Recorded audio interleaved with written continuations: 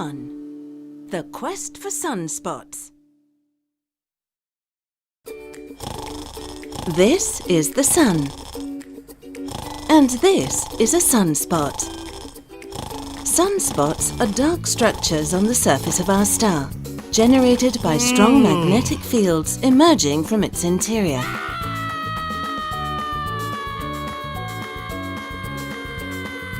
They were first discovered in Europe in the 17th century.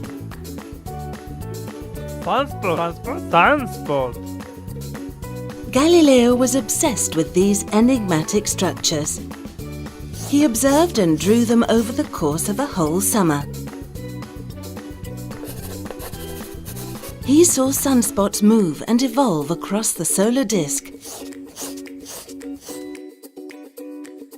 He had discovered the rotation of the sun. Galileo determined that sunspots were part of the sun. However, he could not investigate their features because he saw them just as blurry blots on a bright background. His telescope was not large enough to resolve sunspots. Galileo dreamed of being able to distinguish the fine structure of sunspots to understand what they are.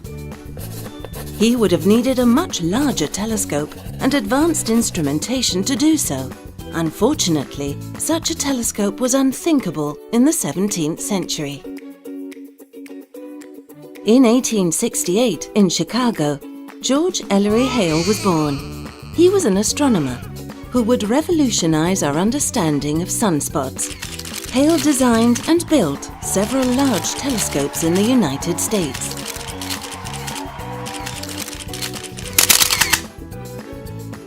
One of Hale's biggest scientific achievements was to use instrumentation to observe spectral lines on the surface of the sun.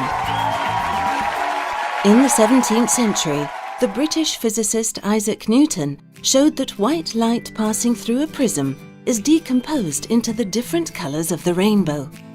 If instead of a prism, we use a device with better resolution, we see black bands over the colors. These are spectral lines. By studying the spectral lines emitted by celestial objects, we can discover many things about them: their chemical composition, their temperatures, their velocities, even their magnetic fields. Indeed, when a gas is under the effects of a magnetic field, its spectral lines split into two or more components. All this was already known by the time of Hale. His great success was to design bigger and bigger spectrographs to observe spectral lines on the surface of the sun. Hale observed double spectral lines in sunspots, like the ones produced in the laboratory by strong magnetic fields. He discovered in 1908 that sunspots have intense magnetic fields. However, he could not learn much more about magnetic fields in sunspots. The apparatus he used to make spectra only allowed him to see the lines splitting in the bigger sunspots with very strong magnetic fields. To understand sunspots, we need large telescopes and larger spectrographs capable of recording several spectral lines simultaneously. Unfortunately, such a telescope was unthinkable at the beginning of the 20th century. Thanks to the European Solar Telescope, we will be able to learn how magnetic fields shape sunspots and other structures in the atmosphere of the sun. Finally, the wishes of Galileo, Hale, and so many others will be fulfilled.